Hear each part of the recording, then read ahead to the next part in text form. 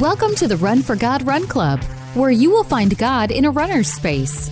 Welcome to the Run for God Run Club. This is your one stop each week to be motivated and inspired to get off the couch and onto the running trail where you can, in turn, inspire others to do the same. Let's learn, laugh, and leap into running together, giving God the glory for what we are able to do in His name. Amen. I am your running host, Dean Thompson. We have some more stories for you, and joining me once again is Run for God founder Mitchell Hollis. How's it going, Dean? Good. What about you? Well, I'm having a little bed drama.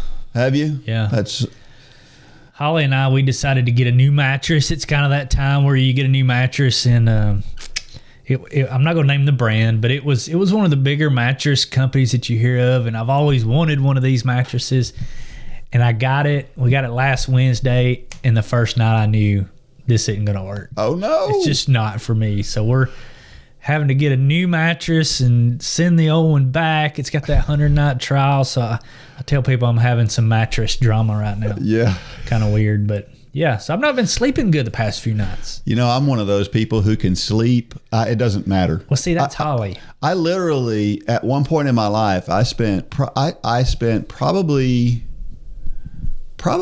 6 months of my life sleeping on the couch. Really? Yes. Not sleeping in a bed at all. So picky about Holly. Yeah. She'll buy clothes and get clothes ins and send them back. And I'm just, give me whatever. I'll wear it. But when it comes to a mattress, I gotta have a good night's sleep. So yeah. Yeah. Well, maybe by this weekend we'll have the new one in there. And so the mattress I'm getting next, I learned from my mistakes. So I went into the local mattress store down the road here. I'll bet I spent an hour on this new mattress. Did you really? I bought it.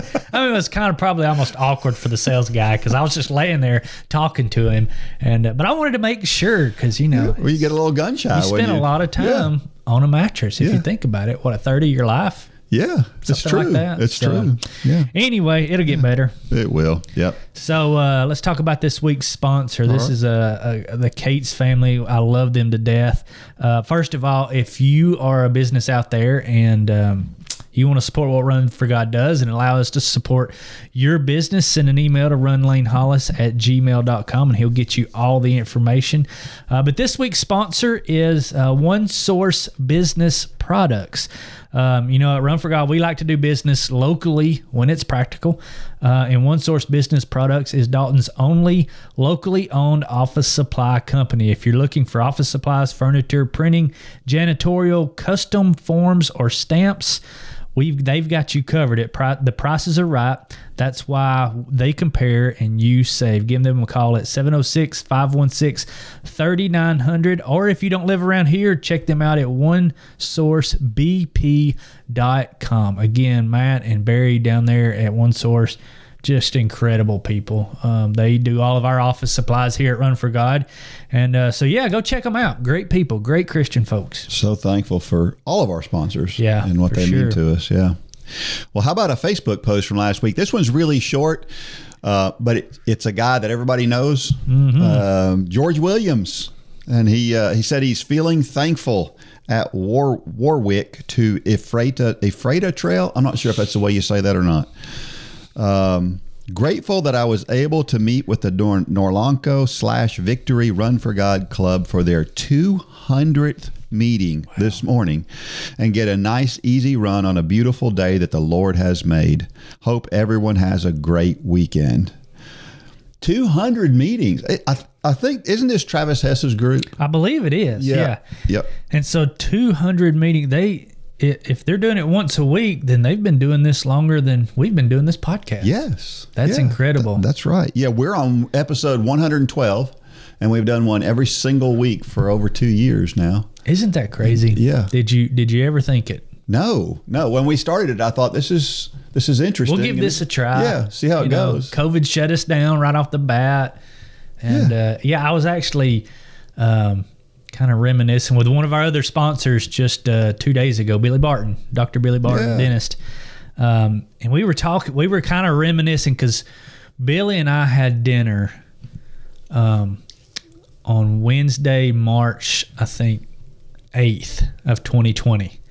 And Lane and I were leaving the next day to go to a triathlon down in Sarasota. And we were talking about it. He asked me, he said, do you think they're going to have the triathlon?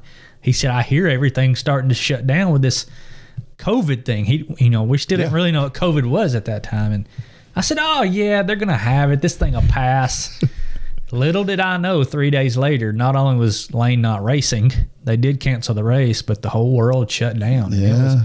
We were talking about how, the bad, obviously, of COVID, but also the good that came from it. We were talking about how it really refocused people on what's important. And I think looking back, that's my takeaway from COVID is I think a lot of people did. We all got shut down. We couldn't go to all the things that keep us so busy.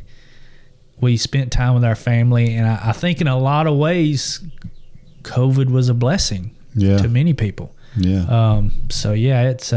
Interesting thought. We've come a long way. Yeah. Travis Hess has been doing it longer than we have now. So. Yeah. I'm struck by the fact that when they start, again, just like us, we started that first one, we did a couple of them, and you don't think about way down the road. It's kind of that way with running. I've been running every day for almost 11 years now, except one. And everybody needs a day off now. That's right. I thought about it. I ran 5.5 years and I took a day off. I'm thinking about taking a day off after 5.5 more years. Well, you just need to keep it consistent. Yeah, exactly. Consistent. Yeah. We keep saying consistency is important. That's right. So, but at some point when you just get out there and you just get it done every day. Yeah. I just go out and I run every day. Sure. And I just make sure I go run every day. And, before long you look back and you go, whoa, it's been 10 years. Yeah. And it's just a matter of being consistent and just getting out there. And sometimes we look at it as a checkoff list, but the cool thing about that checkoff list and about doing it every day is being able to one day stand there and go, wow, I did that. Yeah. We've seen that so many times with all of our, the 5K challenge and people who we keep telling folks, just get through this workout.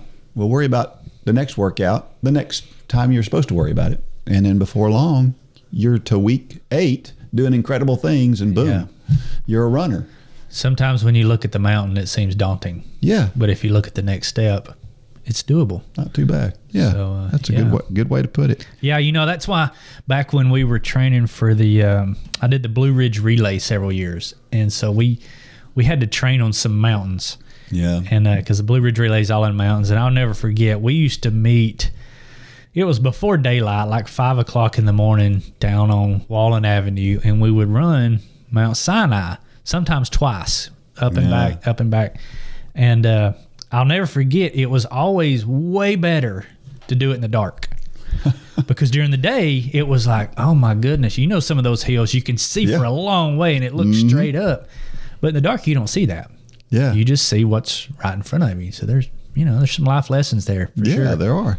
And it works that way with our faith too. You just you start, open up the Bible, you start to read and study and learn, and before long you realize, oh, well, look at there. I just read the entire Bible. Yeah. And it's all little bit at a time, what I've been doing recently, I've got this little tab open on my computer where I'm learning geography.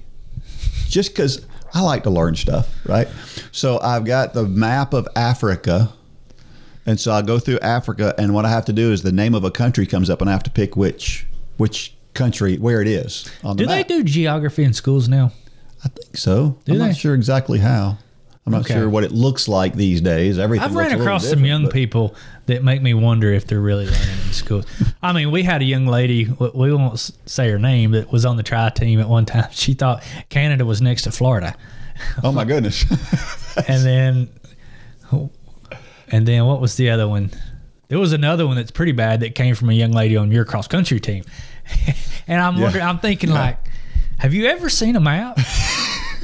So maybe they need to come to your geography class. Yeah. 100%. I have had a trivia question from last year, and I thought this one was... You mean last week? Last week. Not I said last year. Yeah. Yeah, that's the way we do things. What is the most miles ever run in a year? That's why I saw the word year, and yeah. I didn't know this, but I think this was the number I was thinking last week when you asked this question. Is that right? Yeah. Yeah. I was thinking a marathon a day. Yeah. Which was close. Yeah, it was close. That was the record before this guy set a new record. So the guy's name is Rob Young. He lives in London, England, and he ran 10,000 miles in a year, over 27 miles a day, almost 370 marathons in a year. And I just think about that, 27 miles a day. I mean, that's hours and hours of doing this. He said this is the mantra he lived by. I say that with a strong mind and a good heart, then the body will follow. He's dead on. Talk about one step at a time, and this incrementalism we were just talking about, right? Yeah. And it started out as a bet. He actually was talking to his fiance at the time, and he said, I'd like to do this. And she was like, you can't do that. He must be one of us. Yes, exactly. Best way to get us to do something is to say we can't. That's right. And so, but what's interesting about this guy is he wanted to do this because he wanted to raise money for children's charities. Mm-hmm. And it turns out that when he was a kid, he went through some horrific things in his family and saw a lot of bad stuff. And so he wants to help. He wants to be a difference maker in his community and around the world. So he would get up at 2:30 every morning and run a marathon before work. We talk about how we can't do anything without coffee, and here's a guy running a marathon before work every day.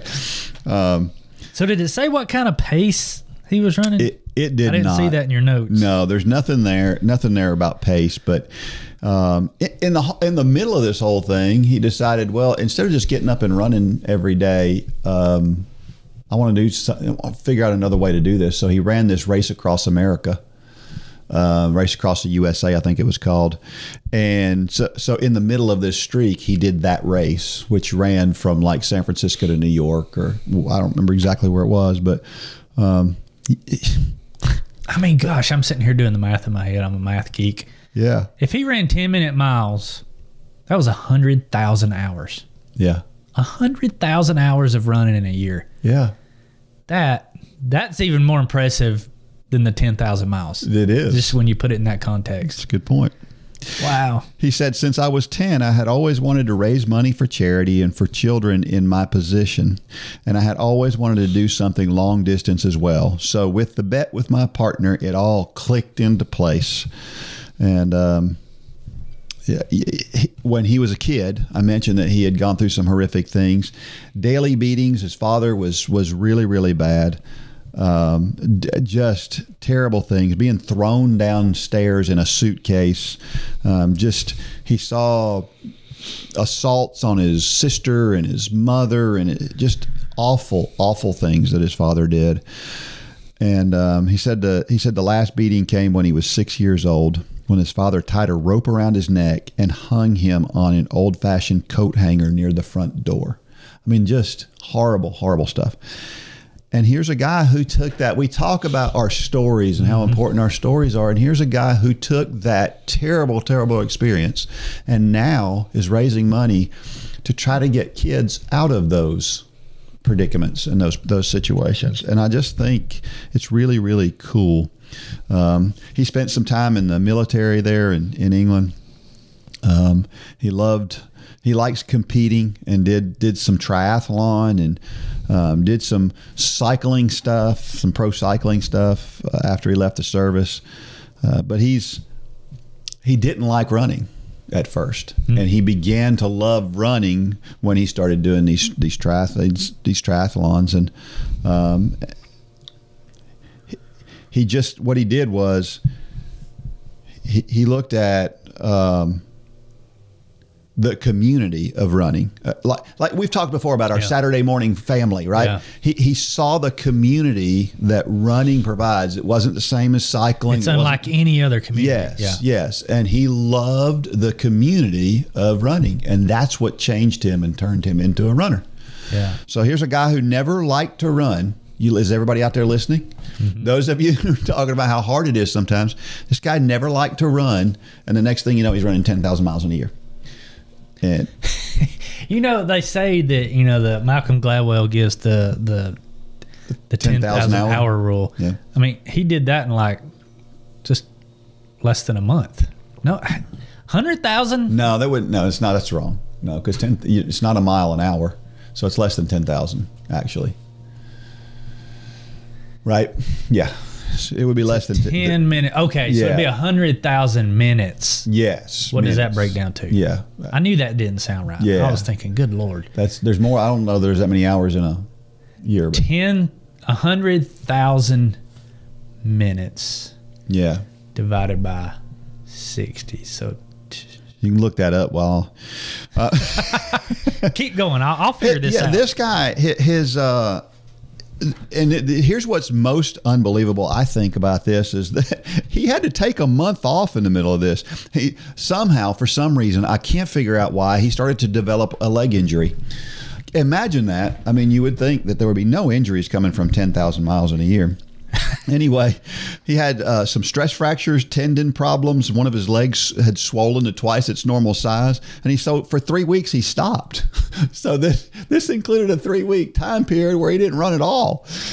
So it's really kind of an 11 out of 12 months of running that he did all of this. And if he had carried on, he probably could have completed 400 marathons. So it's a little over 1,600 hours. Okay. 1,600 hours. So that's I take the 100,000 hours back. Yeah. I was thinking that is insane. Yeah, that would be. Okay, 16. But that's still impressive. Yes. That's just. Yeah. I mean, it's 5 hours a day, basically 4.5, 5 hours if he was running 10-minute pace. That's crazy.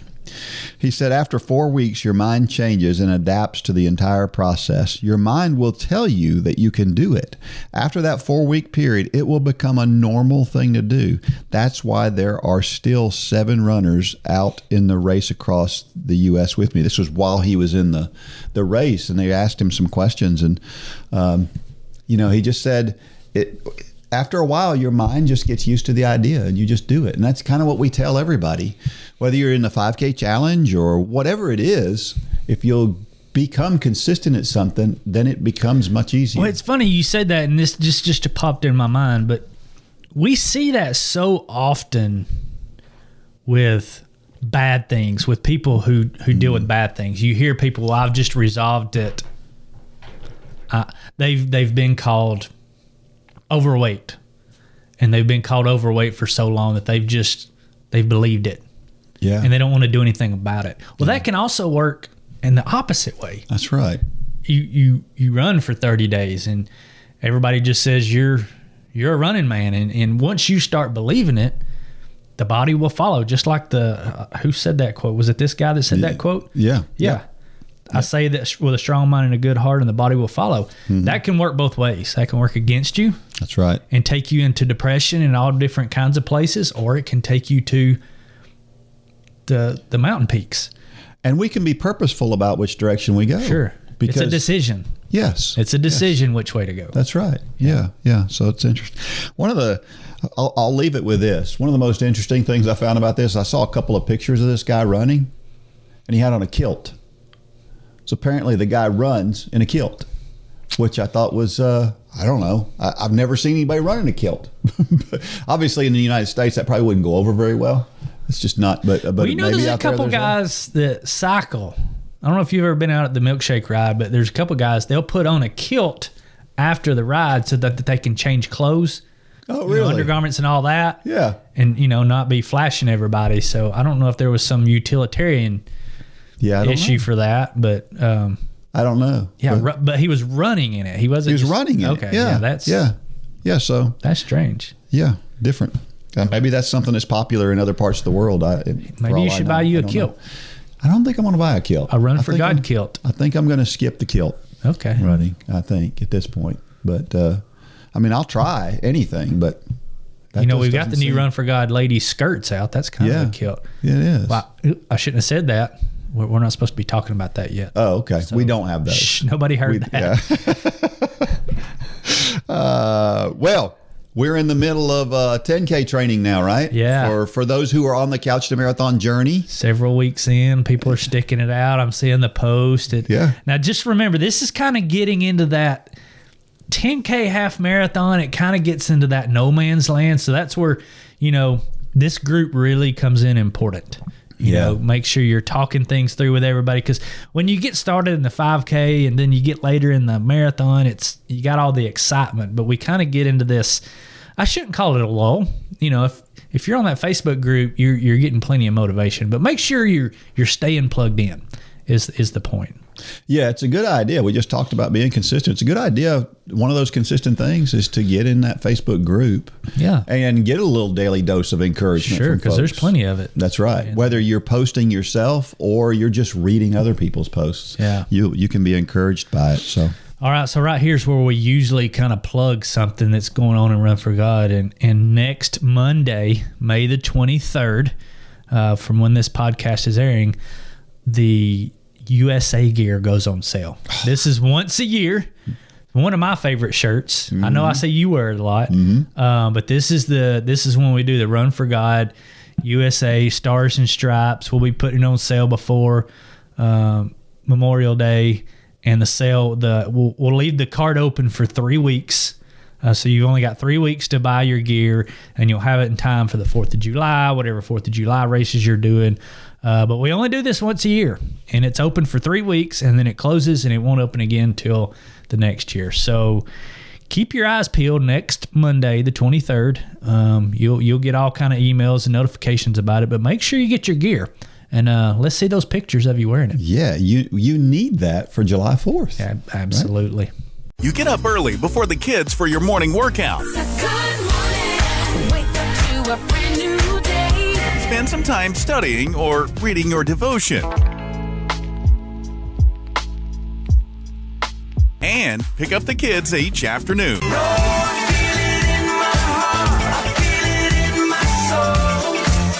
Whatever the moment, J Radio has you covered. Get your account at jradio.com and download the app in your app store. J Radio, music for every moment.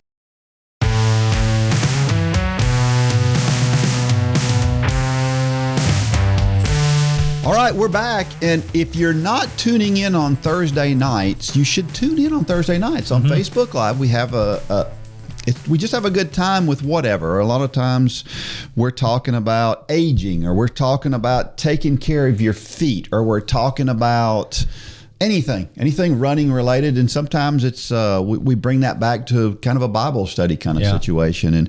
But it just could be anything. And hopefully, I know that the folks that are regulars there seem to enjoy it. And so tune in on Thursday nights. And then one of the things I want to say, please, you have a story. There's thousands of people who still haven't shared their story with us yet. Go to the Run for God page on the internet and go to share your story. And please share your story. Yeah. We need to. You'll get to hear your story right here on this podcast. It'd be awesome. And somebody needs to hear it. And that's right. As vanilla as you may think it is, there are no vanilla God stories. We need to hear it. Everybody listening to this needs to hear it, and it's going to change somebody. That's right.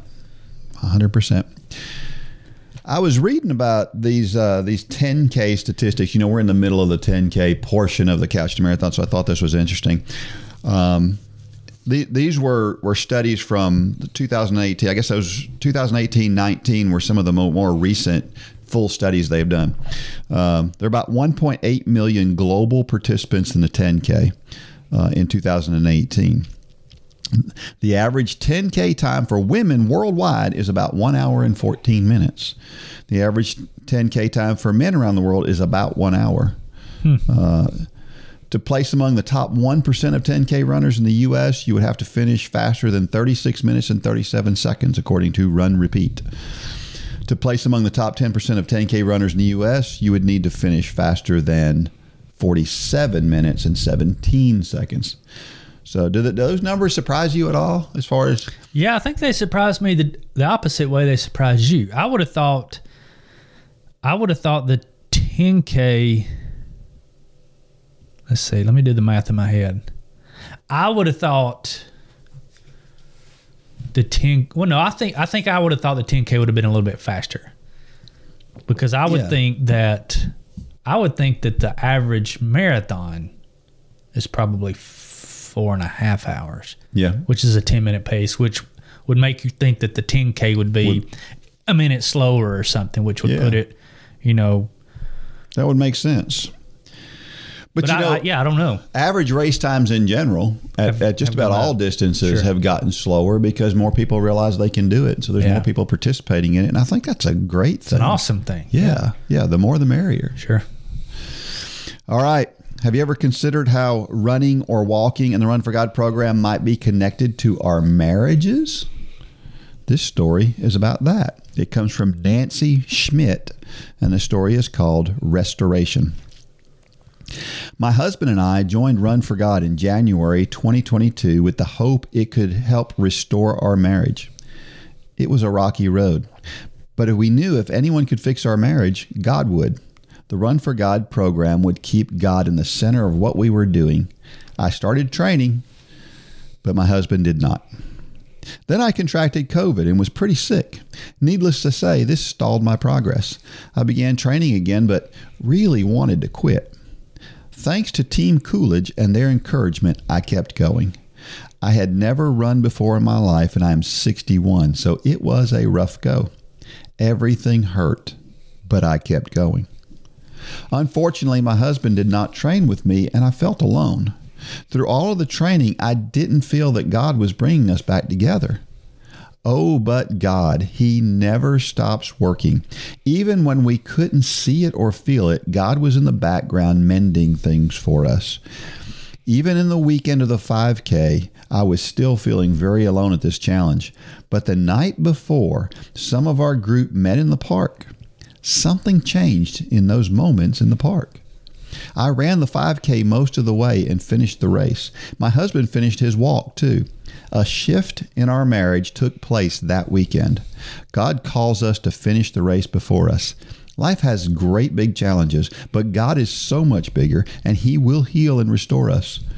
This is more than 5K, 10K, half or full marathon. God is in all of it, and He is a waymaker. Don't give up. He has something for you. That's a great story, Nancy. I think you said it in your notes. I don't think we've ever. I see vividly how running, how the discipline of running and being committed to your sport or your craft. I mean that parallels perfectly with our marriage. But I don't think we've ever talked about it. Yeah, I don't think we have. What I love about this story is and I think the gist of what she's trying to say here is, even when it didn't seem like it was working, it was. Mm-hmm. How many things do we have like that where we're so discouraged because we feel like things aren't coming together? And there's something in my life right now that I've just been in my mind. My mind has got this devastating picture of things are all falling apart, and in the background I know things are probably going to be okay. But it's usually small things. Yeah, it is, that throw us off. Yeah, it's.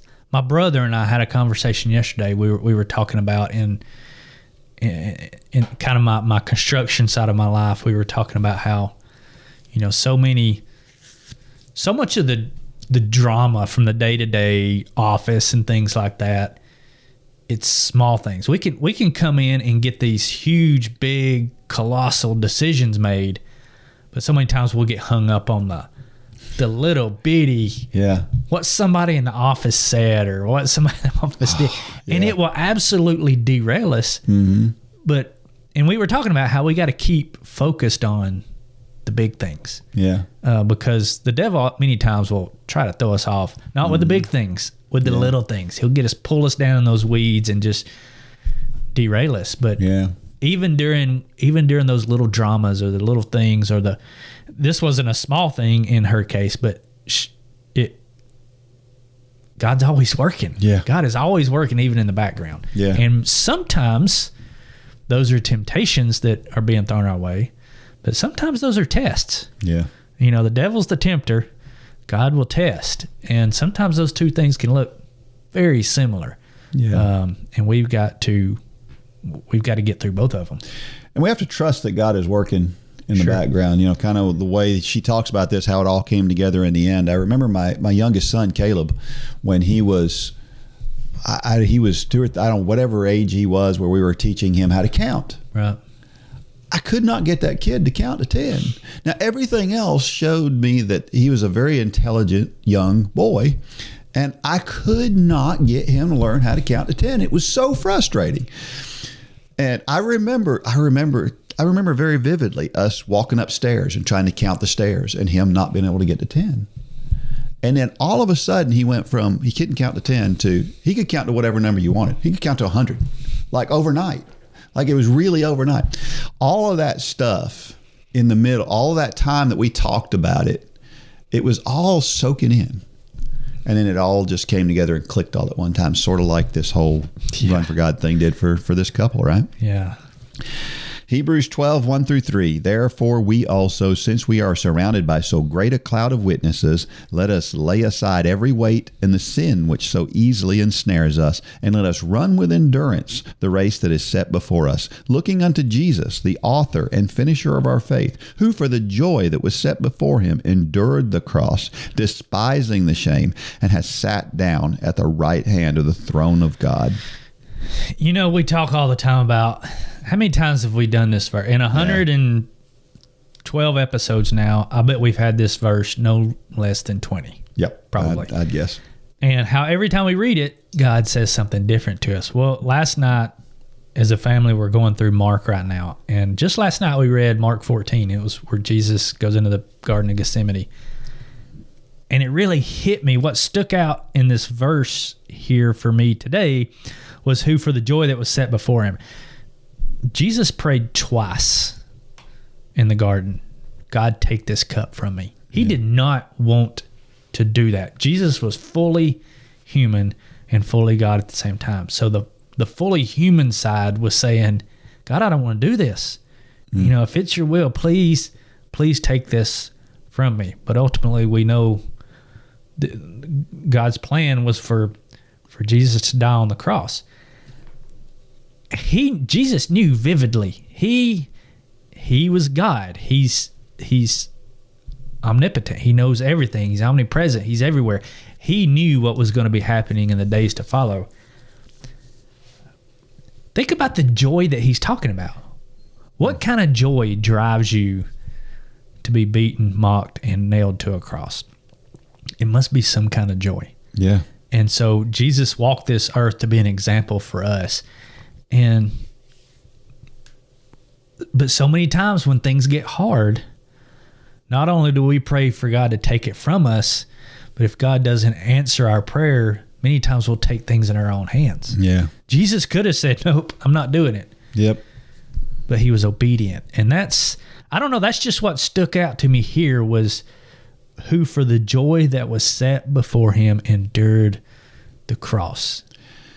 Yeah. There's from a worldly standpoint, there's not much joy there, but he was looking beyond the cross. Yeah, and it strikes me that what hit me was the words author and finisher of our faith.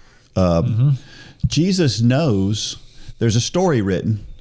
Our lives have a story. Sure. And in that story, when we allow Jesus to permeate that story, that's his joy was in seeing us complete that story the way he would have us complete that story.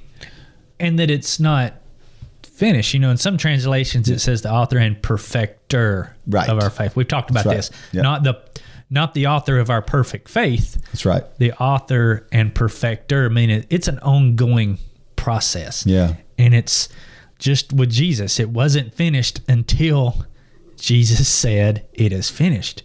And it's the same way with us. We're not done until God's done with us. Yeah. And while we're still on this earth, we're not done. And we need to keep our eyes fixed on that joy that's on the other side of whatever we're dealing with. Yeah. But so many times, just like the story we just read, we get caught up on what's right in front of us. It's kind of where the old adage, you can't see the forest for the trees. Yeah. We get so caught up on what's the little bitty dramas that we just talked about, or the what somebody said, or what we're going through, that we lose sight that Jesus did the same exact thing, and he wasn't looking at the cross. Yeah. He was dreading the cross. That's obvious from his prayer in the Garden of Gethsemane. But he wasn't focused there. He was focused beyond the cross. Wow. Another scripture passage that we've heard a lot, Isaiah 40:31. But those who wait on the Lord shall renew their strength. They shall mount up with wings like eagles. They shall run and not be weary. They shall walk and not faint. I think we often look over the meaning of the second half of this verse. We look at, those who wait on the Lord shall renew their strength, and then we kind of we finish the verse, right? Because think about the idea of mounting up with wings and how unusual and abnormal that thought is. But it's really, this is a really extraordinary verse that we look at, I think, sometimes, and just like it's just a comforting verse. But it's really more extraordinary than that. Think about the idea of mounting up with wings, and then think about running and not being weary. Who thinks about running and not being weary? Not me. We think about running and we think I'm going to be dead after this. Exactly. So the idea of being able to run without getting tired is crazy. And then, of course, the idea of walking and not fainting is also God will get us to the end without letting us abandon whatever it is we're doing, right? God has this vision for us and this picture for us and where we're going with our lives and the things that we need to do to please God. And he's going to get us there no matter what, no matter how hard it is. Yeah. And the one thing that struck me about the last verse and this verse is, sometimes our kids can present things that make it really hard to go through. Jesus did what he did for his kids, for his children, just like we would. Yeah. And the walk and not faint to me is that's the power to carry those things through to the end, no matter what obstacle gets in our way. Yeah. I think, for me, I go back to, I've talked about this on here before, but I focus on, but those who wait on the Lord, and I've used the example on here before that it's kind of like we're to be expecting God. And I used it last time I talked about it, I used it in the context of him coming back, that we should look at it just like when we're having people over for dinner and, we're going to check the door to see if they've pulled in yet. And that's, while that's right, I kind of want to add something to that, because that's when he's coming again. But we're to wait on him every day. And, I think of it like, if you live in a house with two teenagers and a wife, we all have the Amazon bug. It's just a pandemic nowadays. But when I open the door every day, I'm curious to see what has Amazon brought. Yeah. And it's almost like that kind of expectation too. Yes, we need to be waiting and looking for God for when he's going to return. We need to be ready. Bible says we need to be ready when he returns. But we also need to be ready for what he has for us each day. We need to open that door saying, God, what have you got for me today? Yeah. We do that with the Amazon. Let's do it with God. What have you got for me today, God? And we open that package with such great anticipation. Yeah, especially here because I don't know whose it is. Right. It's got my name on it, but 90% of the time it's either one of my kids or my wife's. But yeah, it's like, it's like kind of like Christmas morning a little bit. But we should do that when our feet hit the ground in the morning. God, what have you got for me? Yeah. And because there's always something there. Mm-hmm. But we got to open our eyes. We got to be looking for it. Yeah. Sometimes God will hit us with it. Or we'll trip over it. But we just need to be looking for it. And we won't get hit with it or trip over it. Yeah. We need to be expecting it. Yeah. That's a good word. 1 Corinthians 13, 4-8. Love suffers long and is kind. Love does not envy. Love does not parade itself. It is not puffed up, does not behave rudely, does not seek its own, is not provoked, thinks no evil, does not rejoice in iniquity, but rejoices in the truth, bears all things, believes all things, hopes all things, endures all things. Love never fails. But whether there are prophecies, they will fail. Whether there are tongues, they will cease. Whether there is knowledge, it will vanish away. You know, in the Bible, it talks. Love is the theme of the Bible. It's all through the Bible. It's the number one emotion in the Bible, and this verse kind of tells you why. Because these are all of the things that it does and doesn't do, and we can accomplish great things when we do it in the spirit of love. And we so often, I mean, God is love, right? We talk about that. God is love. It's in we think about how God equals love. Well, if we're not doing things with love, we're leaving God out. It's that simple. If God is love, and we do things with a hatred or with vengeance on our mind or whatever the case may be, then we're doing things without God. And we are to do all things in love.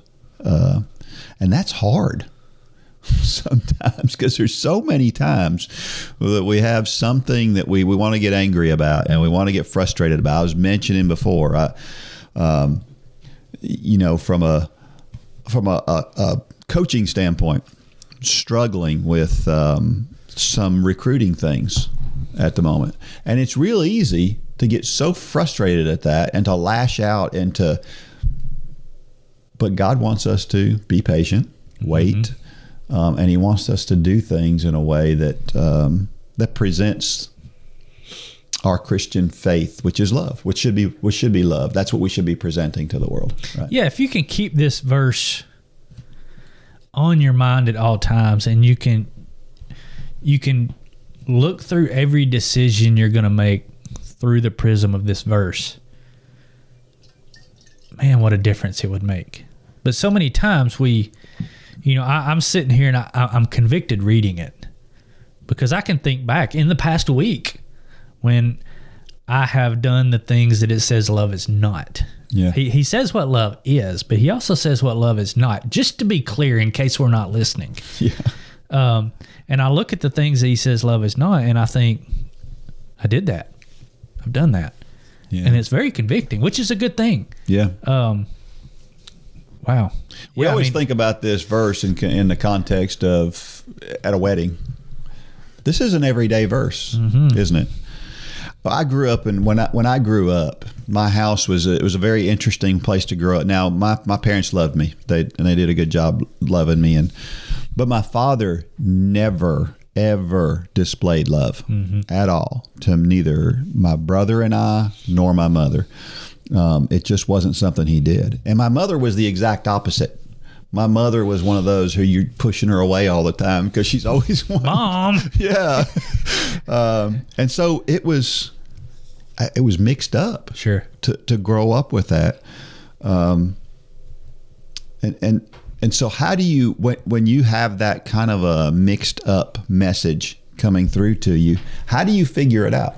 Well, you go to the Bible. You read this verse, and this verse tells you what's right, what's wrong, and what love should look like and shouldn't look like, and that's what we're to do. I look at Jesus and the way he showed love in the Bible. He did it in a lot of different ways. Sometimes it was just a super compassionate.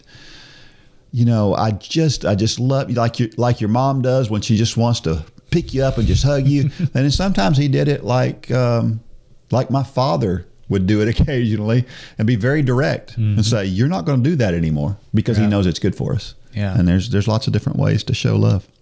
I think I mentioned it back many months ago. I was 56 years old when my father told me he loved me for the first time. That's what kind of. So what's interesting is that as he has become closer and closer to Christ, he has changed. Yeah. When I was reading this, I was thinking about my dad too. Yeah. I call it the tale of two Bruces. Yeah. And yeah, you're right. Just like with your dad and with my dad, when somebody fully accepts Christ and wants to live for him, while they may not be perfect, you can't help but see it. Yeah. I mean, just like your dad using those 3 words for you and my dad making the change that he made. I mean, you can, when Jesus fully sets in on somebody and they fully accept him, there's no denying it. Yeah. You know, it's I don't know. Yeah. It's a good word. Yeah. How about a question? What has become your idol? You know, for me, you would think it would be difficult for me from a running standpoint. I've run every day for almost 11 years. So you would think that would be the thing that would often get in my way and would want to be set up on a shelf as an idol. I don't think I do that, though. But I do that with something else. I can't keep my eyes off of political stuff. I can't keep my brain out of it. And sometimes I want to shout at people, and that's my thing I have to be careful about. And I have to kind of force myself to stay away from, because that's the thing that'll get me outside of that love, displaying love, is when I think about those things. I think for me it was the same thing. You think? But I have made. We've talked about it on here. I have watched very little news, and really probably the past 3, 4, 5 months. Yeah. And it's made a difference. I took social media off my phone, and you know I'm back on the flip phone kick. Let's just all go back to flip phones because I can feel the difference in my spirit. Yeah. That I'm not saying I'm off of social media, but if I need to get on Facebook or do something with Run for God or whatever, I come to my computer because my computer's not in my pocket all the time. I think that for me, I'm not saying everybody should be this way, but for me, that's the difference. Is the easy accessibility to just garbage. Yeah. And that's really what a lot of it is even on the news, and it doesn't matter which station you're watching. Yeah. You know, which network you're watching. Mm-hmm. It's just, it's not good for us. No. I mean, I watch a little bit in the morning, and I watch the business sections just so we're informed about, is the market crashing or is it not crashing? Is really all I want to know. Are we headed in recession? Are we not? I've gotten to where I don't care about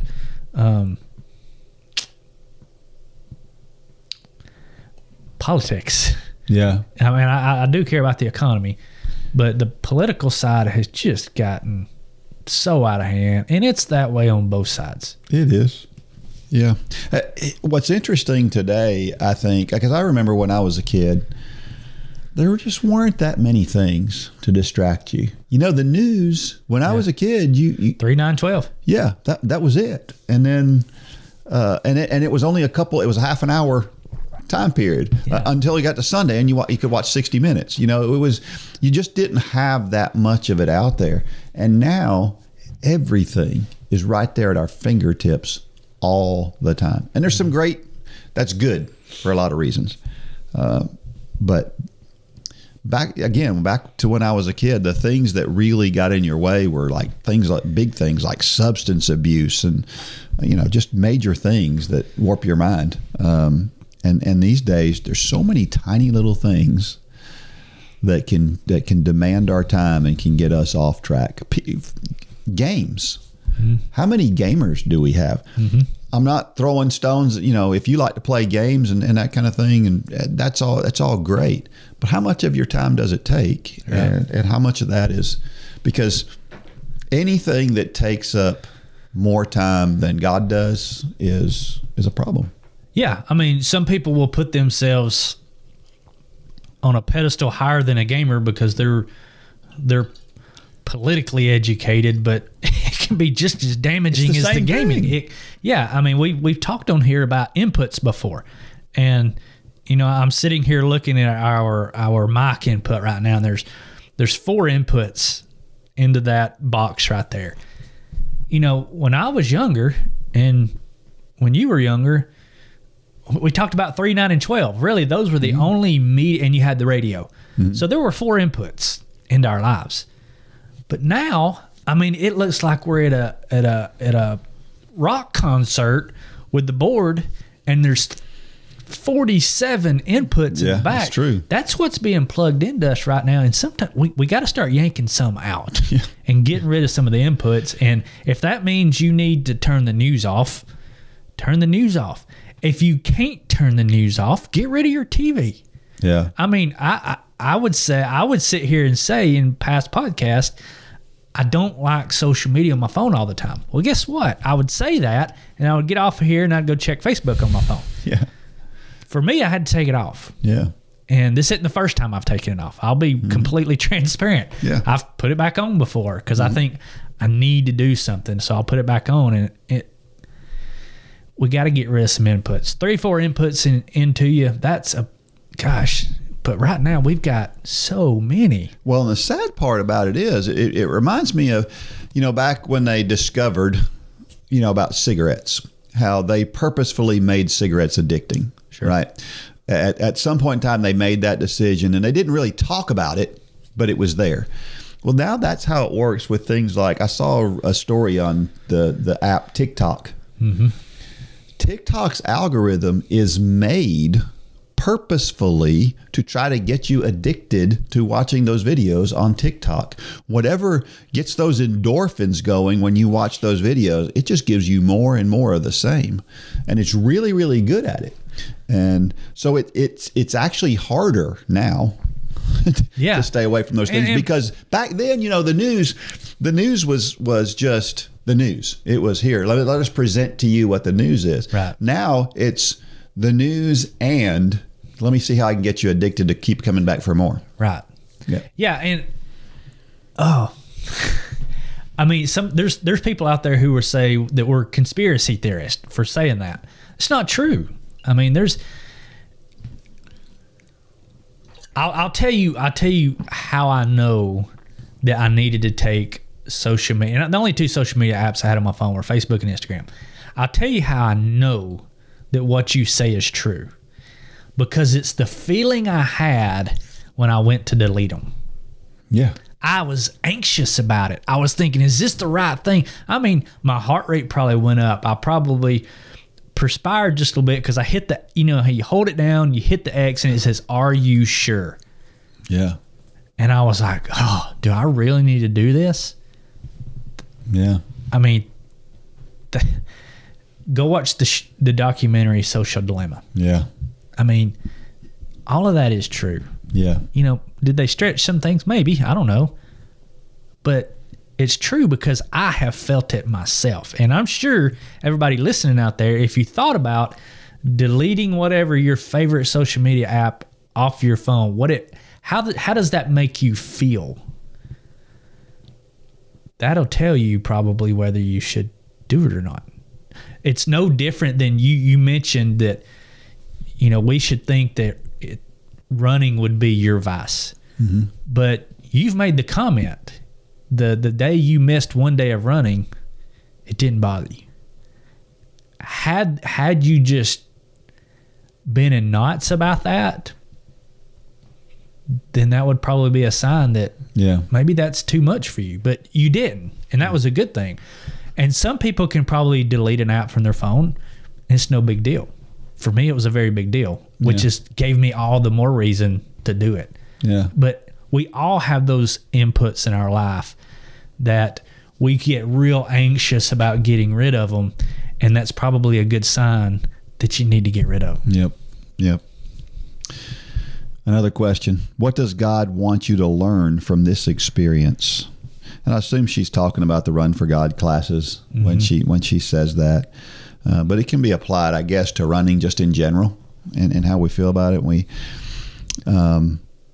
It's basically what we talk about every week. Mm-hmm. That's kind of What does God want to teach us? In this case, they're talking about marriage. And again, as we talked about, it's the first time we've ever talked about that, so it's interesting. And I think about, I get asked all the time, how do you come up with all these running topics? I do the Dean's Thoughts thing. And at this point in time, I'm still trying to figure that out. Yeah. At this point in time, I have written, I think, somewhere in the neighborhood of, it's over 200 different stories where I connect something external to running and God, and we put that together. But that's how... It's way more than that, Dean. Well, I don't know. I mean, we got 3 volumes of devotions, 52 weeks apiece. Yeah, it's close to 300, I think. Yeah.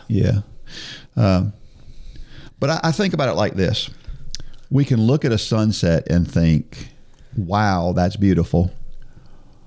Or we can look at it and think, wow, God is awesome. Yeah. And I think that's the way that the stories come to me is I'm trying to look at things through a God lens all the time. And that's how the stories come. It doesn't come a different way. And I think what does God want us to experience from everything is he wants us to look at everything we do, whether it's a Run for God program and a 5K challenge class, or it's just trying to stay fit and in shape. He wants us to look at everything we do through his lens so that we can realize, hey, this whole running thing, the fact that it keeps me in good shape and makes me feel good every day, isn't it awesome? It's not awesome that I can do that. Right. It's awesome that God presents that as something I can do so that I can worship him more. I thought about this earlier when I was reading Hebrews 12:1, and I was thinking about how many times we've talked about it. And this really has hardly anything to do with the question, but it really stuck out to me when reading that verse this morning. Think about reading, let's see, on my page here, when you write out Hebrews 12:1, it's 1, 2, 3, 4, 5, it's 6 lines. Think about reading 6 lines of, let's say, Shakespeare.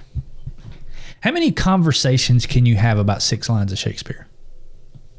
2 or 3? Yeah. And you've about got it covered? Yeah.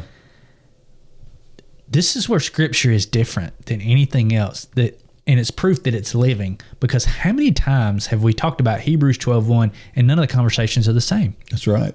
It says something to us differently every time we read it, because it's all dependent on where we're at in our life, what's going on in our life, what do we need to hear from God that day, and it comes to us differently every time. And it's why you can read Scripture over and over and over, and it hits you differently every day. And that's what I have loved about this podcast, is because we do see a lot of the same scriptures, but they hit us different every single day. And I think that's what God is showing me through this ministry just as much as anything, is he's telling me his word is living. Yeah. It's not Shakespeare. There's only so many conversations you can have about 6 lines of Shakespeare. Yep. Let's be honest. But we can talk over and over. There's entire books and commentaries written on certain verses. That's true. And none of them are the same. Yeah. And I don't know. That just kind of hit me this morning. That's a great observation. Last question. What does God's word say about the marriage covenant? Well, the Bible's pretty clear about marriage. It's given to us by God, and marriage is a spiritual thing. We think about the physical side of marriage and what it is and all of that, but it's meant to be spiritual. It's why the Bible talks about 2 becoming 1. Obviously, physically, we don't physically turn into Siamese twins. Right. The idea is that physical bond. And I think that's important to recognize. And then I noticed, there's references to marriages in other ways, where the Bible talks about Jesus being the bridegroom, right? That's what John the Baptist talked about that. And he did that just before he said, he must increase, but I must decrease. One of my favorite things in the Bible is the way he says that. And I think that's what marriage is all about. It's a spiritual thing. We're meant to take our spouses. It's meant to be, if you take 2 and you make 1, then you can't remain the same size. my needs, my wants, my desires have to decrease because I need to be putting my wife's needs, wants, desires above my own. And if we're doing that, that's what Jesus did for us as the bridegroom. That's what he did for us. He, as you talked about here a little bit ago, he did something he didn't really want to do, and he did that for us. And that's the way marriage is. Sometimes we're doing things we don't really want to do, but we do it because it's a marriage, and because we're one, and because we want to build that up. So that's a good word. Yeah, that's what I see with that. At Run for God, we care about more than just your exercise. We care about your relationship with God, and we believe that the music you listen to while you run can help to build your relationship with God. That's why we partner with J Radio. J Radio offers a variety of positive and Christian playlists to listen to while you run. You can find a playlist that is put together by our Run Club members just like you in the Run for God station on J Radio.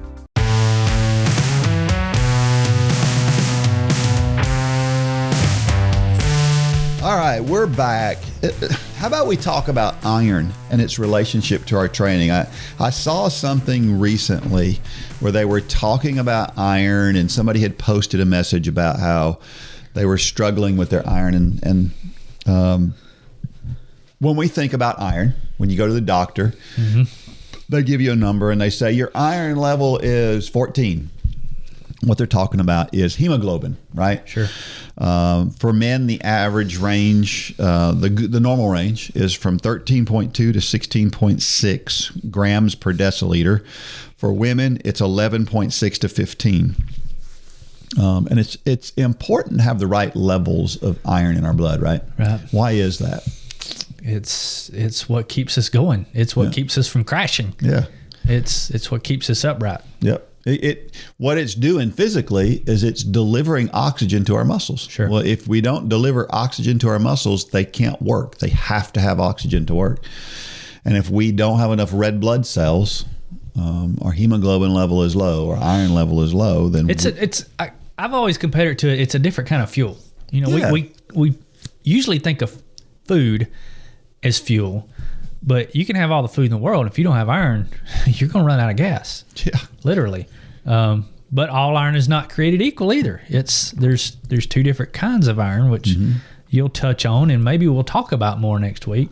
But yeah, so many people think, I just don't have it in me. I just don't have the energy. I just don't have whatever, and they give up when it could be something chemically going on. And a lot of times with runners, it can be iron, either hemoglobin or ferritin. Yeah, ferritin is something that the way ferritin works, when you talk about your hemoglobin level, to me, the hemoglobin level is like, this is the main source of energy that you have to live every day. Well, as an endurance athlete, you run through that main energy source and you rely on a backup energy source, and that's ferritin. Right. And the for a person who's not an endurance athlete, ferritin's probably not even very important. And it's usually not tested. And it's, when you go get a CBC at the doctor, a complete blood count, they don't check ferritin. That's right. Because for the average. But the way I've always compared it is hemoglobin is your gas tank. I used to have a motorcycle. I had a little Honda 50 when I was little, and it had the big gas tank on top. But down under it, it had a reserve tank. So if you ran out of gas, you could turn a switch and get to your reserve tank, and you could get back to wherever you're going. Ferritin's kind of like that reserve tank. Yeah. You have your main gas tank, which is your hemoglobin, and you have that reserve tank. And if you're going a long way, that reserve tank is very important. And for runners, people who do exercise, many times that big gas tank is not enough, and you need to tap into that reserve tank, and that could be your problem. Yeah. And ferritin, as you mentioned, is one of those things that that you have to ask for it to be tested. Yeah. And frankly, a lot of doctors don't understand it. A lot of doctors They'll debate you. Yeah, they will. Yeah. They will. Because a normal, healthy level of ferritin for an average person who doesn't do endurance sports is different. Sure. Because they don't require as much energy. And so maybe we'll come back and we'll talk about that more in detail. Yeah, I wrote a whole blog post on it several years back because we got a crash course in ferritin, hemoglobin, iron with Lane, our oldest son. And maybe we'll put that in the place of Dean's Thoughts next week and just kind of dive in a little bit more on it. Yeah, if I'll say this, if you're having trouble with energy, particularly the longer you go, the worse it gets. And it just seems abnormal to you. Like this isn't just, I'm getting tired. This is something more than that. It could be related to that. So yeah, let's come back to that subject and talk about how we can get oxygen to our muscles better, because I think that is important. We can't have too much iron. Sure. But very, very few people. It's usually a genetic issue. I know one. Yeah. I only know one person that struggles with iron. High iron. Yeah, it's very unusual. But I've known several now who have struggled with hemoglobin or ferritin. Well, we have our cross-country team tested. Yeah. And when we test them, inevitably more than half the team, or at least half the team, has low ferritin. So... and I think that came as a result of what Lane went through. Because exactly I don't think either one of us understood it before then, but we got a crash course in it. So we'll talk about that next week. Yeah, we'll do that. All right, it is time for Dean's Thoughts. And that is a time when I share something I've written about the intersection between running and faith.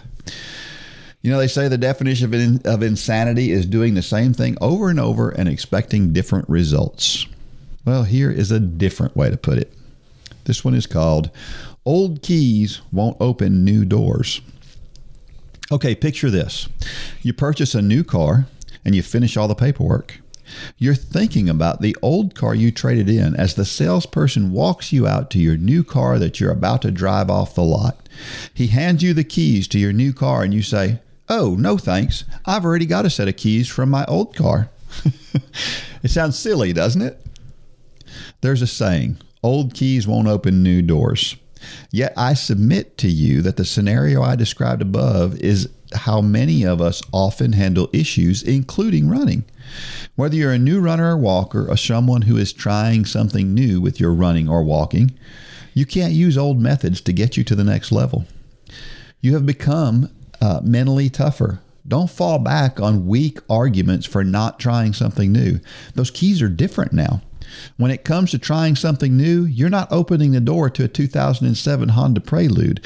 You have a new car, a new attitude, a can-do attitude. Don't use your old keys to open new doors. Is it difficult to fit your run or walk into the busy schedule of your day? Your old self would just skip it, but not your new self. Your new set of keys will enable you to find the time, to wedge it into a spot on your schedule you would never even seen in the past.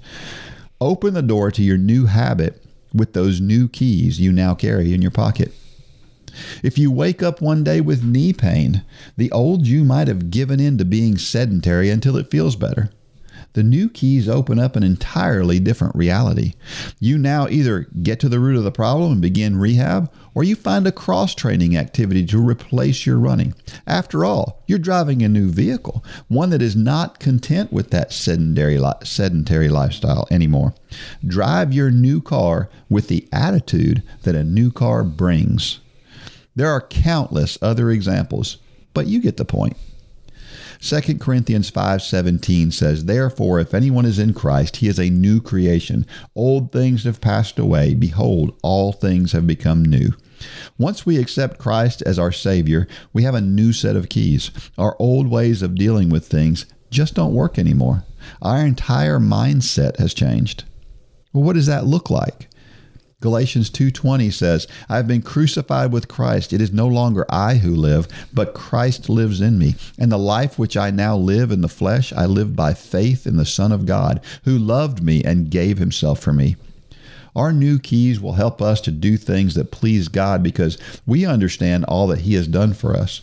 No matter what the road in front of us looks like, we have an imperishable vehicle to drive over it.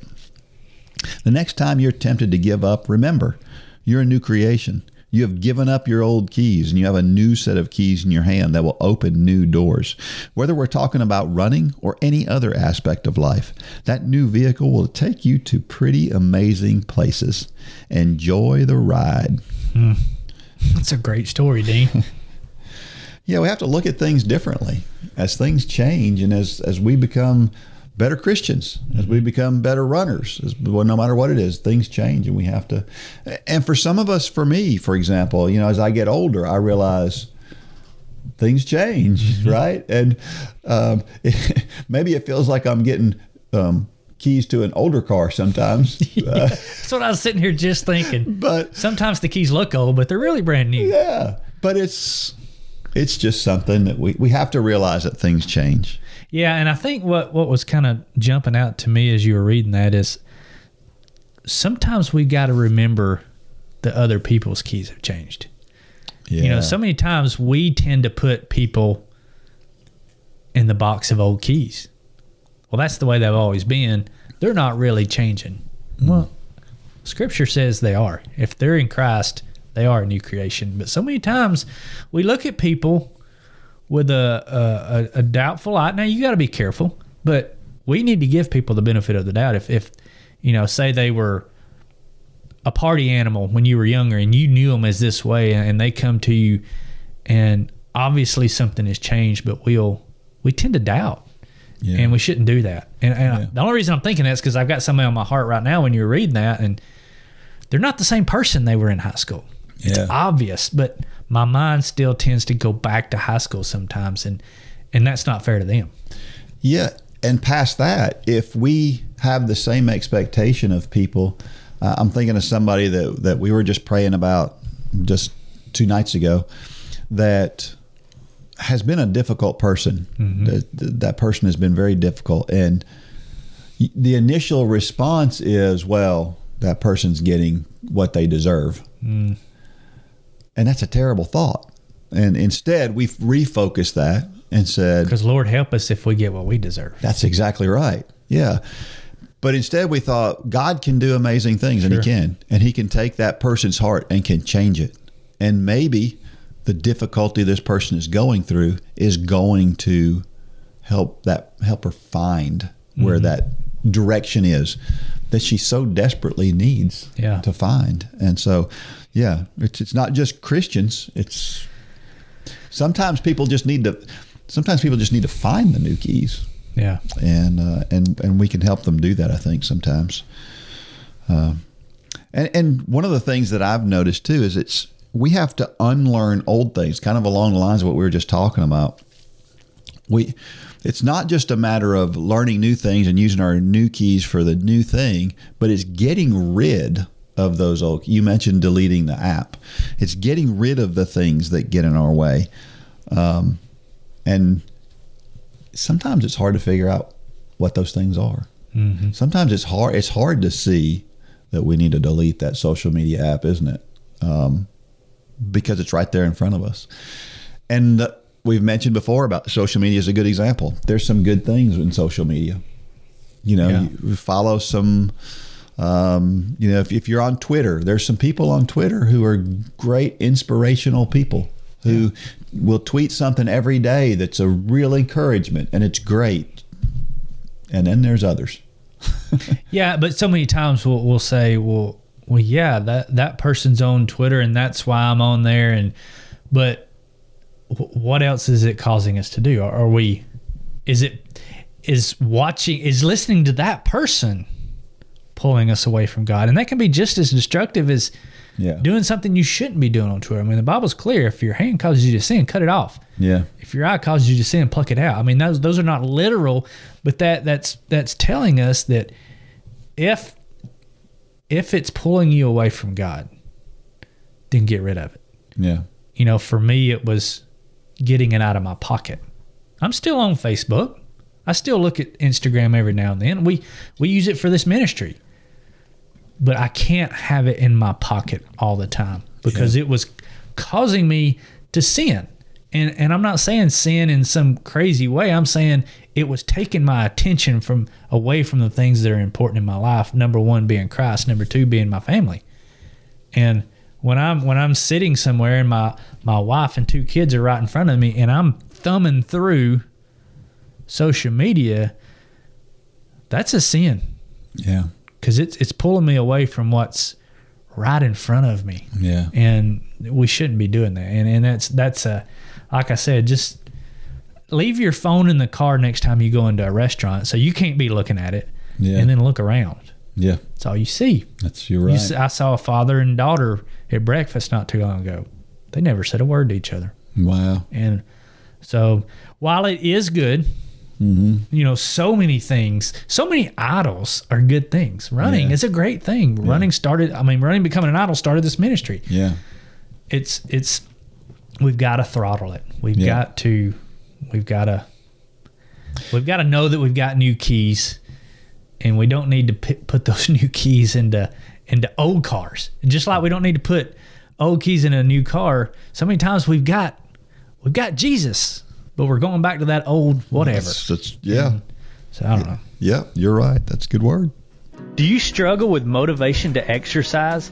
Are you looking for something that will challenge you and inspire and motivate you? The Run for God Run Club is just what you need to get off the couch and on your way to a fitter, healthier you. Stop trying to get into better shape and do it with the help and inspiration of thousands of others who are going through the same challenges you face. Whether you are participating in the Couch to Marathon Challenge or any of our other challenges, or you're just looking for a daily pick-me-up to get active, join the Run for God Run Club today. You can join for as little as 27 cents a day. So what are you waiting for? Get started today at runforgod.com.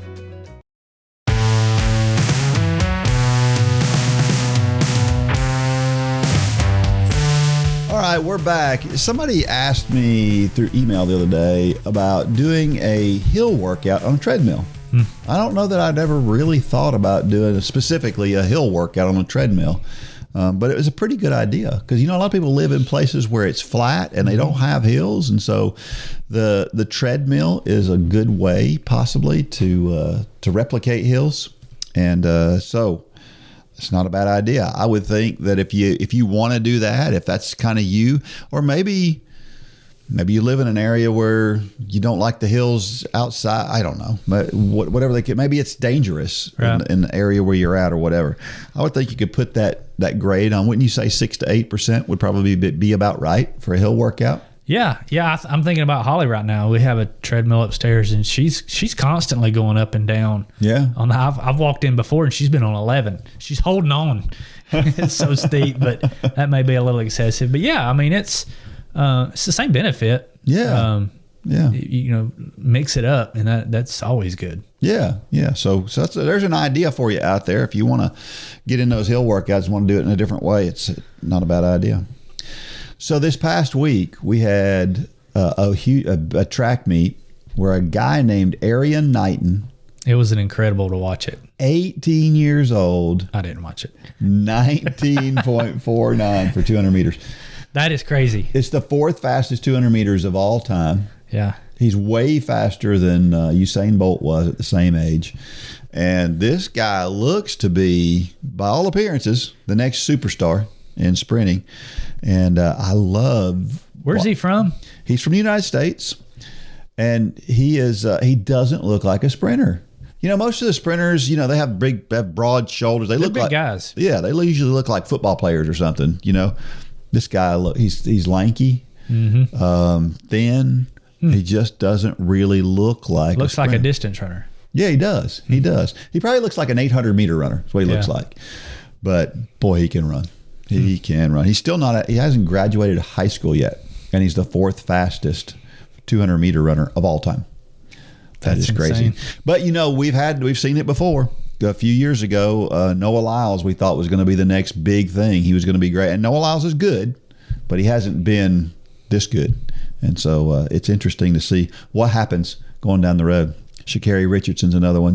This time last year we were talking about how great Sha'Carri Richardson was, and now we're like, where's Sha'Carri Richardson? So you just never know what's gonna happen.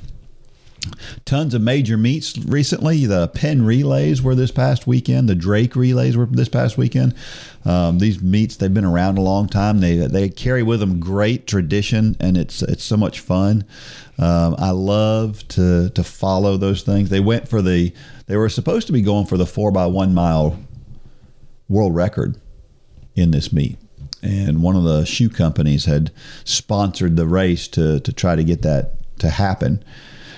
And unfortunately, they went out by the time they finished the first 2 laps, it was done. There was no way they were going to break the record. The first 2 laps were so slow. Really? It was really weird. You would think if they were going to put that together, they would have made the conditions such that you'd at least give it a shot. Yeah. But they were done. Turned out to be a good race, but a team from Ireland came in to race these guys, and it turned out to be a good race, but wasn't what we thought it was going to be.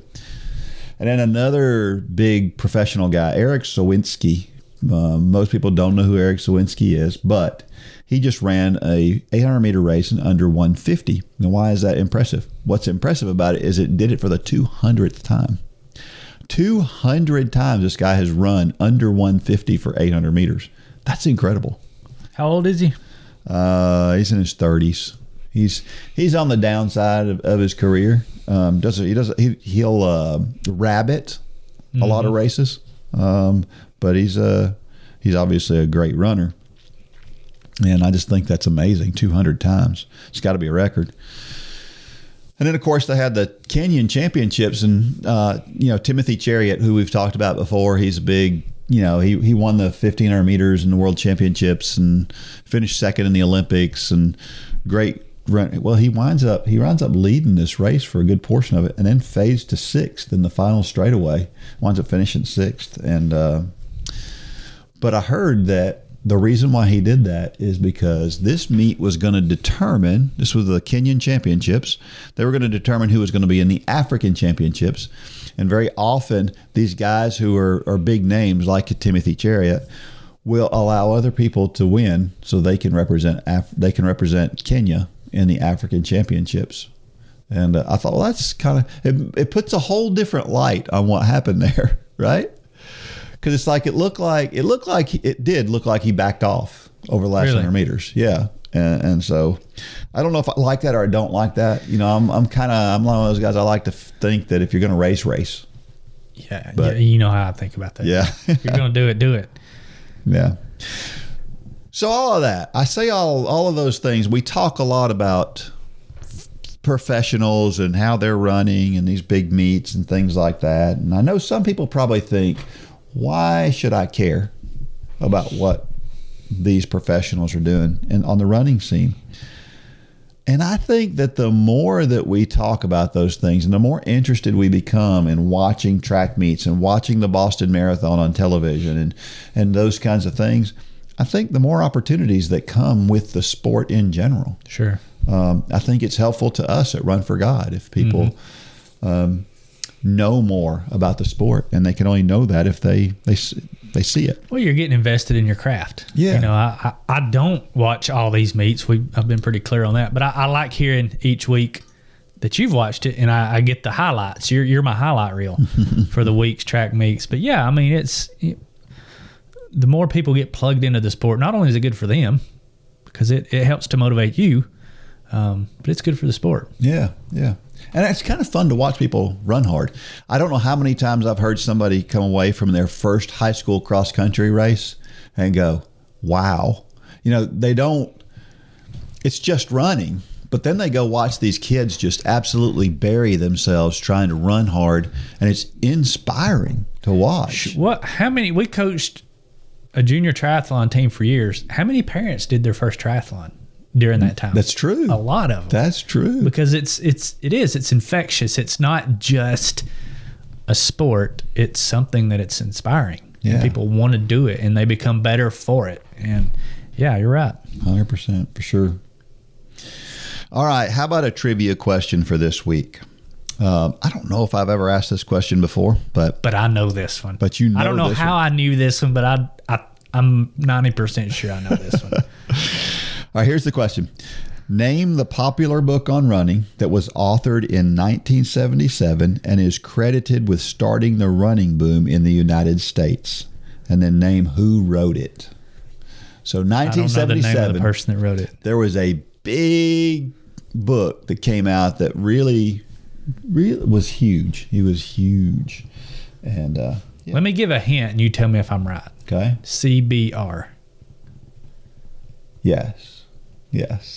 There you go. Yes. So now you got a hint. I very rarely know your trivia. For some reason, I knew this one. And if you know the answer to that question, send it to dean@runforgod.com. Be the first person to send me an email with the correct answer, and you will win a Run Club tumbler. And it has to be to dean@runforgod.com. That's right. Not Facebook Messenger, not customer service, dean@runforgod.com. Yeah.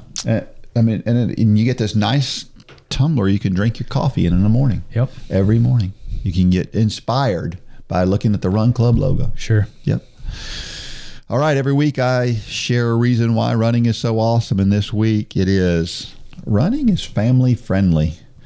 You know, it's something you can do for a lifetime. So it's something you can pick up as a child and do all the way up until the day before you're done with this life. And so the entire family can not only do it, but they can do it together. Mm-hmm. And we see that a lot in Run for God. And it's a great physical activity. We talk about taking care of our bodies, and it's a great way to do that. And it's a great way that the family can do it together. Sure. So, yeah. Our motivational thought of the week is from Amby Burfoot, who wrote for Runner's World and is also a marathoner himself, retired now from both running and riding, I think. He said, winning has nothing to do with racing. Most days don't have races anyway. Winning is about struggle and effort and optimism and never, ever, ever giving up. I like that. Yeah. I'm not big on participation trophies, but with running, winning can look different for everybody. Sure. You know, for some people, how many times have we talked about week 8 of the 5K challenge? People running for 20 minutes straight for the first time in their lives. That's winning. Right. That's what winning looks like. And it's why you go to, like, let's say a marathon. You get a finisher's medal, and there are trophies for the winner. But this is one of the only sports where we recognize the difference. Yeah. The participation is a huge accomplishment. Yeah. It's not winning. Let's keep those lines clear. Keep everybody in their lane. But that's why you should. When you complete a marathon, if you're signed up for a marathon that you don't get something for finishing, you probably need to look at another marathon. Because I think it is important. If something that monumental, I mean, you need to have something to commemorate that. Yeah, it's a big deal. It's a big deal. So, and we mentioned winning. You know, we think about winning as crossing the finish line first. But how many times have you been at a race and you saw somebody come through the marathon at, you know, the guy that won ran 2:45, and somebody comes through at 3 hours and 58 minutes, and they throw their arms up in the air, and they are just really excited because they broke 4 hours in this case. Yeah. That's a win. It's a win. Mm-hmm. It's a win. Yep. All right. Until next week, may God bless every step of every run and or walk. Go out there and shine your light. Good job, Dean. For more information about the Run for God ministry, go to runforgod.com. If you have questions about your salvation, click on the Peace with God tab. There's nothing more important. Thanks for joining us today.